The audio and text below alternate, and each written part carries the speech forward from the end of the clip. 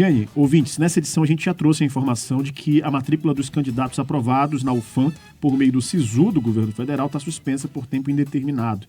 Decisão da Justiça se aplica aos participantes que foram aprovados na chamada regular de 2024. Bom, para recapitular, isso acontece após a Justiça determinar a exclusão da bonificação de 20% na nota do Enem aos candidatos que cursaram integralmente o ensino médio em escolas aqui do Amazonas. A UFAM já se posicionou, afirmou que as matrículas estão condicionadas às providências, do próprio SISU, que é coordenado pelo Ministério da Educação. E a universidade afirma que aguarda uma manifestação do Ministério. Esse assunto gera muita dúvida, gerou uma discussão enorme aqui na nossa live, inclusive, e a gente, para trazer esclarecimento do ponto de vista da lei, convidou aqui e agradece a participação do advogado constitucionalista Anderson Fonseca, que está aqui conosco. Seja bem-vindo, doutor. Obrigado pela participação. Bom dia. Bom dia, Rafael. Muito obrigado pelo convite. Jenny, também um forte abraço a todos aqueles que estão ouvindo agora pela manhã a Rádio Band News FM.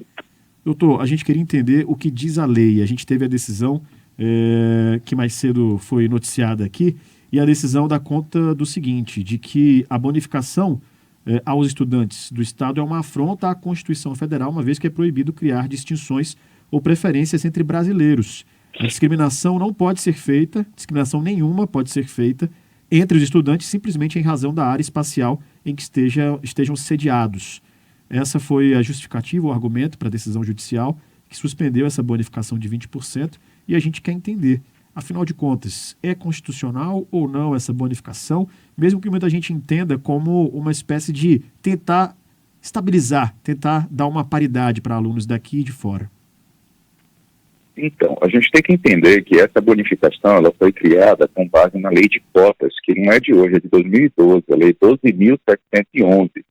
E no seu texto já diz que essa lei ela visa compensar as diferenças de desempenhos de estudantes que cursaram o ensino médio em instituições do Amazonas, no caso específico aqui do nosso estado.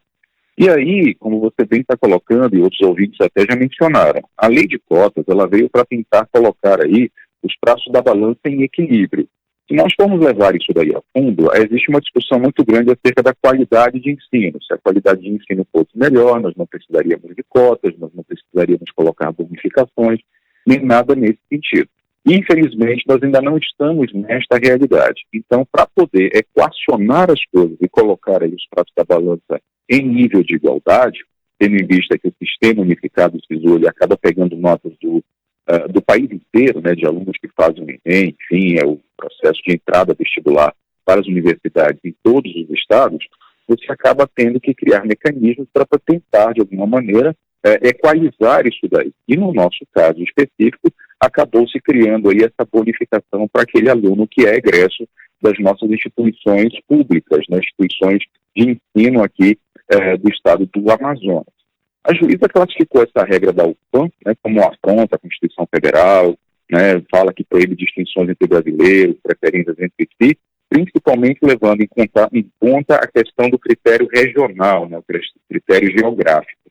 Mas a gente observa que a própria Constituição, apesar de obviamente falar isso, que você não pode criar tratamentos distintos entre brasileiros e tudo mais, mas, ao mesmo tempo, ela traz logo no seu artigo 5º a questão da isonomia, E ser igual não é ser semelhante, não é ser um clone, não é ser exatamente a mesma coisa.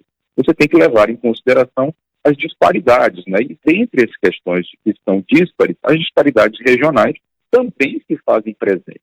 A título de exemplo, mas numa outra seara, só para que a gente possa entender. Nós somos uma região de Zona Franca. Nossa região tem incentivos, tem tributação diferenciada, tem uma situação toda aí diferente, justamente pelo fato de que havia a necessidade de se desenvolver esta região aqui. E isso permanece até os dias de hoje por uma série de outras questões, não só de desenvolvimento, mas de preservação do meio ambiente, desenvolvimento econômico, geração de emprego e renda, uma série de outras coisas. O Nordeste, semelhante coisa acontece, apesar de não ser uma área de Zona Franca. Você poderia colocar essas duas regiões em pé de igualdade, por exemplo, com a região Sudeste, com São Paulo, que tem grandes indústrias, um desenvolvimento econômico pungente, etc.? Creio eu que não, Guardadas as devidas proporções, já colocando aí no critério educacional, Nossas escolas estão cada vez mais evoluindo, é verdade. Porém, ainda não atingiram, quem sabe, esse nível hábil, né, que nós não precisássemos de cota. Então, para poder preservar o nível de igualdade, né, do nosso aluno aqui com os alunos que vêm de outros estados, criou-se a questão desta bonificação.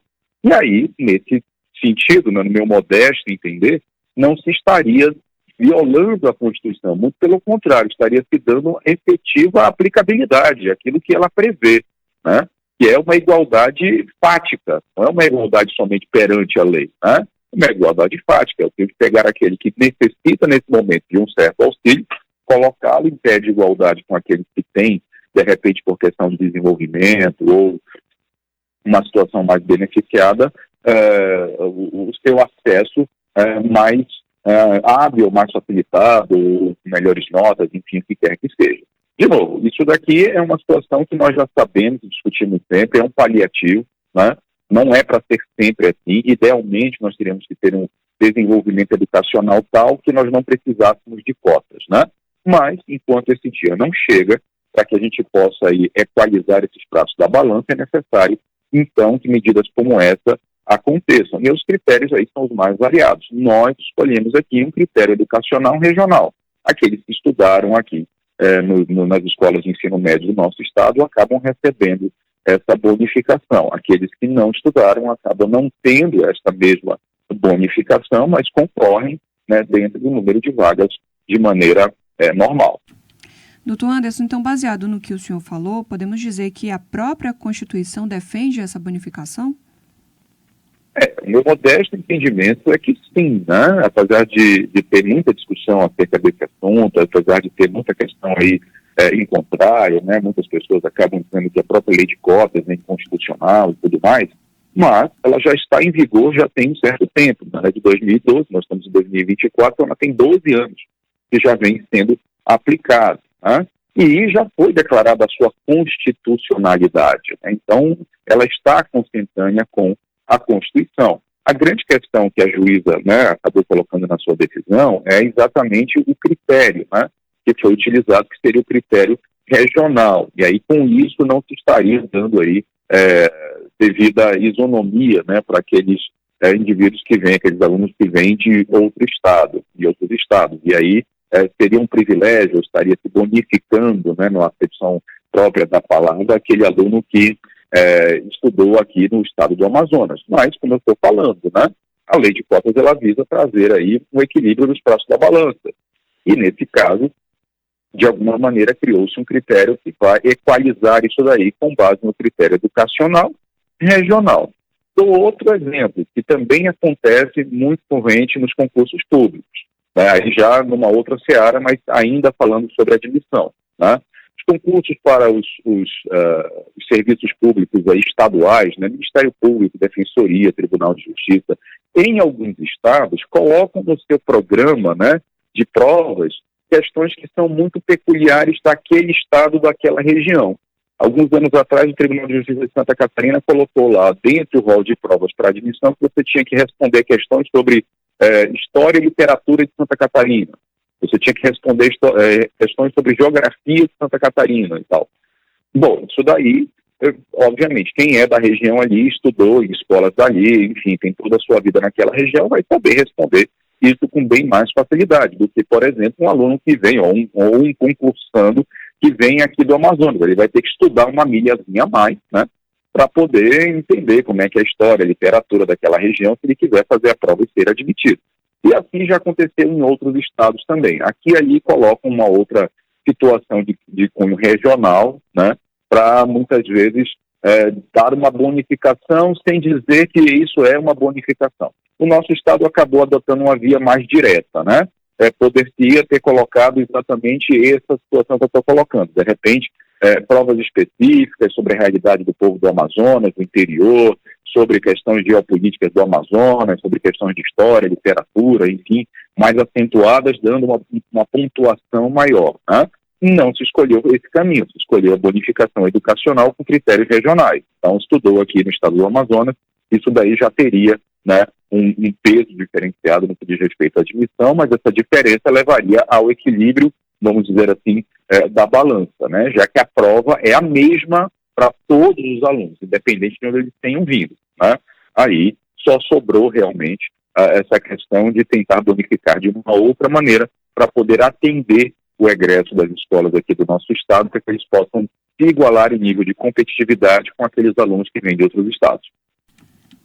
Doutor Anderson Fonseca, muito obrigado pela entrevista. Obrigado por dispor parte do seu tempo para trazer esse esclarecimento, esse ponto de vista também aqui, essa explicação para os nossos ouvintes, enriquecendo aqui o debate em relação a esse tema que é tão importante. Já agradeço a sua participação. Um bom dia. Bom dia, meus amigos. Eu que agradeço, sempre à disposição aqui da Rádio Band News 93.7 FM. Forte abraço, Diene, forte abraço, Rafael. Até a próxima. Até a próxima. Obrigado. Até a próxima. Abraço.